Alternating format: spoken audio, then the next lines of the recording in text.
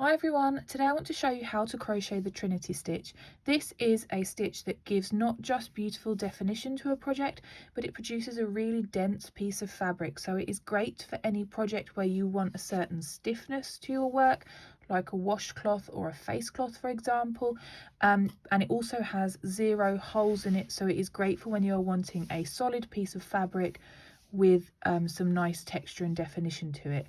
You can, if you had the patience, work this into a blanket. It would look beautiful, but because it consists of mainly single crochets, it would be a slow process, but I have no doubt that it would look amazing. It works in solid colours, it works in stripes, and it works with variegated yarn too. So it really is a great all-rounder for when you're wanting those nice dense pieces of fabric. So without further ado, grab your hook, grab some yarn, and let's get crocheting. Now, as the Trinity stitch produces quite a dense piece of fabric, I would always recommend sizing up one hook size from the size you would normally use. So this here is double knit yarn and I would normally use a 4mm hook, but for my Trinity stitch I'm going to use a 4.5mm hook because it just gives a little bit more movement and makes it easier for me to work into the stitches. If you are looking for an exceptionally dense piece of fabric, you can work with your normal hook size, but it's just going to make it slightly tighter to work into the stitches. So you might want to practice with a bigger hook first and then move on to your smaller hook once you've got the hang of the stitch.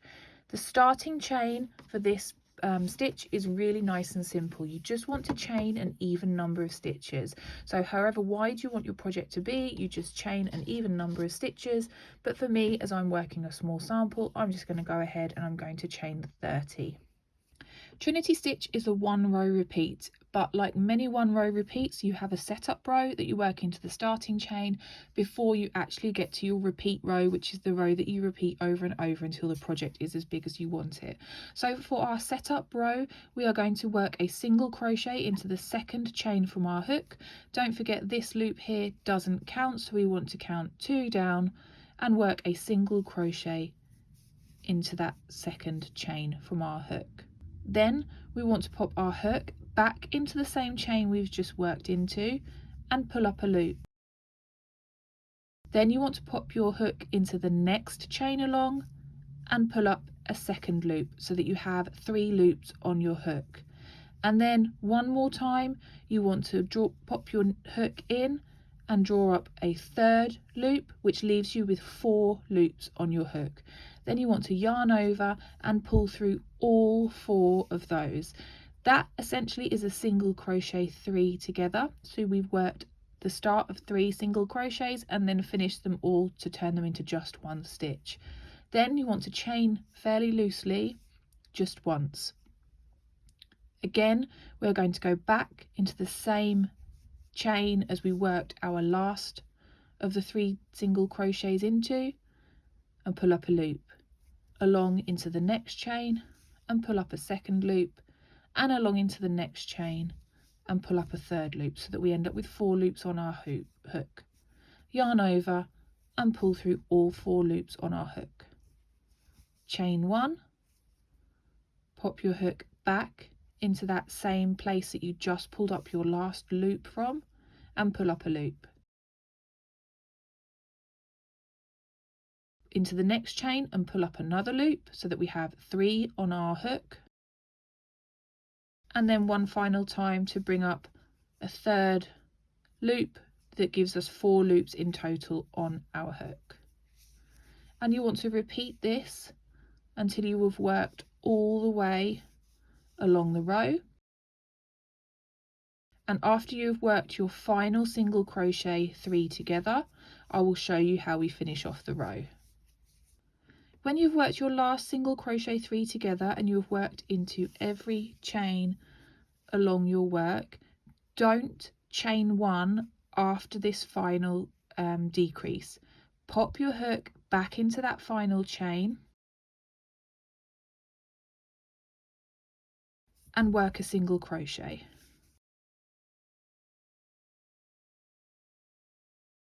Then you are going to chain 1 and turn your work.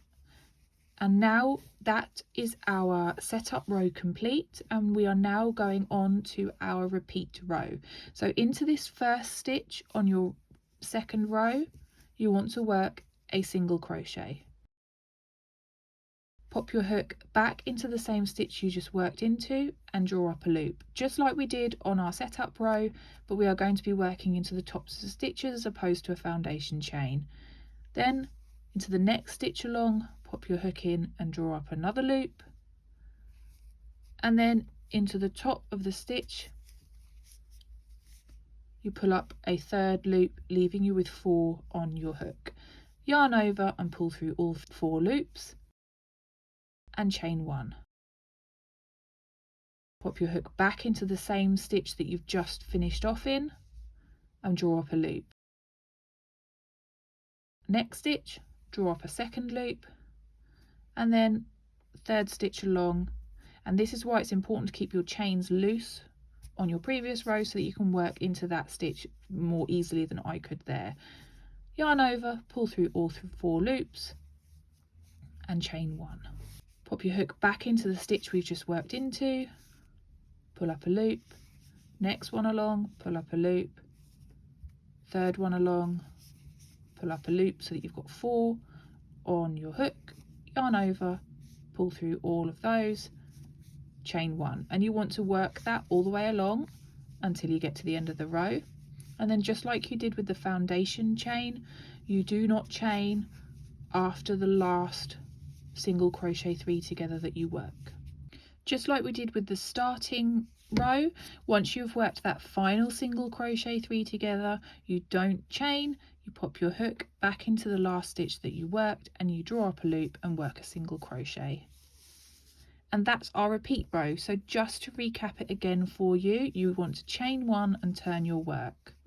Work a single crochet into the top of that final single crochet that you just worked, and then pop your hook back into that same stitch and draw up a loop.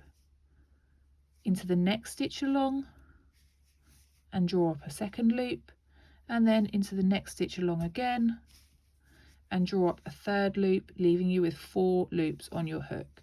Yarn over and pull through all 4. Chain 1 nice and loosely, pop your hook back into the same stitch that you just worked your last loop from and pull up a loop, and then across the next 2 stitches you are going to pull up a loop from each of those, and you're going to yarn over and pull through all 4. Chain 1, and again a loop from this last stitch you just worked, a loop from the next stitch along, a loop from the next stitch along again so that you've got 4, yarn over and pull through all 4 loops and chain 1 all the way to the end of your row. And remember, after that last single crochet 3 together, you do not work that chain stitch. Just like with the previous row, after we finish that final single crochet 3 together, we don't chain and we pop 1 single crochet back into that last stitch that we've just worked into, and that finishes off our row. And you can see even in plain yarn it is giving you really nice texture to whichever project you decide to use. So you would repeat that same row over and over until the project is the size that you want to. If you are changing colour like I have done on this sample, 2 things. 1, to change colour, I would recommend finishing off the final single crochet in the row with your new colour. 2, I would always recommend that you change colour on the same edge, because when you do change colour you do get this little zipper effect where you have changed colours, and if you're wanting your stripes to look clean and neat, then changing on the same side will avoid you getting every other row colour change looking like this. And as always, I really hope you've enjoyed this tutorial. If you do go away and use the Trinity Stitch in any of your projects, I would love to hear from you, and I will see you again for another tutorial soon. Bye!